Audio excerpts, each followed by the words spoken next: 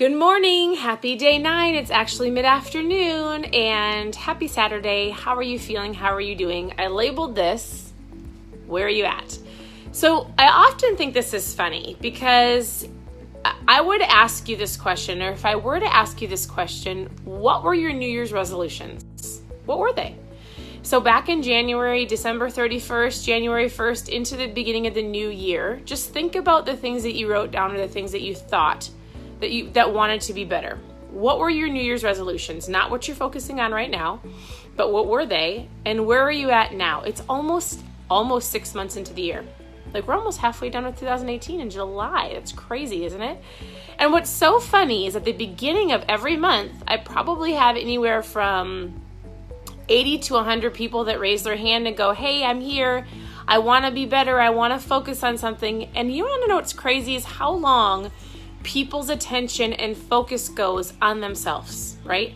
It's so easy to get caught up in the world and your kids and what other people need, what other people want, and all of our to-do lists that focusing on one thing for yourself almost seems like a burden.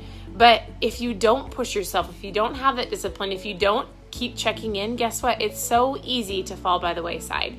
And so for all of you 20, 30, 40 people who have stuck with this, good job. Good for you.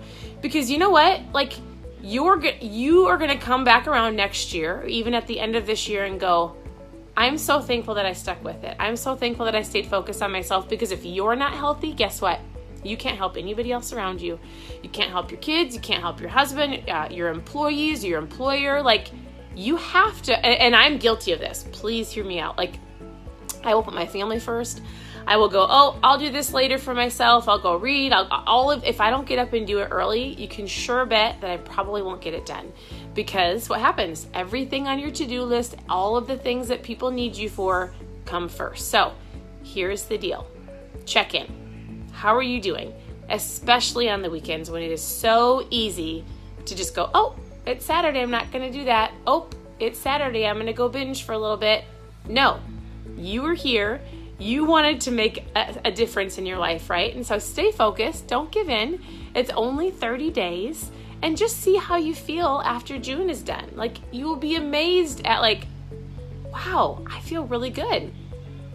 And if your goal is switching how you eat, I will tell you this. We've been doing this for 3 years. I've never felt better. When I do decide, because a lot of you will go, hey, do you ever cheat? Yeah, I do. And when I do, I regret it.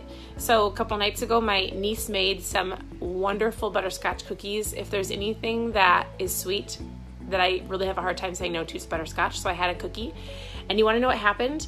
My body reacted like crazy. And I had the most craziest cravings ever, because sugar is like crack cocaine. Anybody else agree? Like, it's terrible. It is bad. Like, wonder why you give your kids a treat and all of a sudden they scream or get crabby or argue or whine or fight for some more sweets the rest of the night, because it's literally crack, right? And so I had to leave the house. I was like, we have to go for a walk, because I'm going to eat that entire bag of cookies, because your body reacts. And when you are eating better, when you are choosing better, when I mentally make that decision to do that, I know, I'm not going to do that again. So it's crazy how if you can stick yourself to 2 weeks to an entire month of eating the best you can, getting up, making it a habit, work out, all of these things that you want to be better, when you decide to go back, or when you, let's say you make a mistake, I chose to eat the cookie, right? Or if you decide to sleep in, you're going to feel it and you're going to go, I'm not doing that again.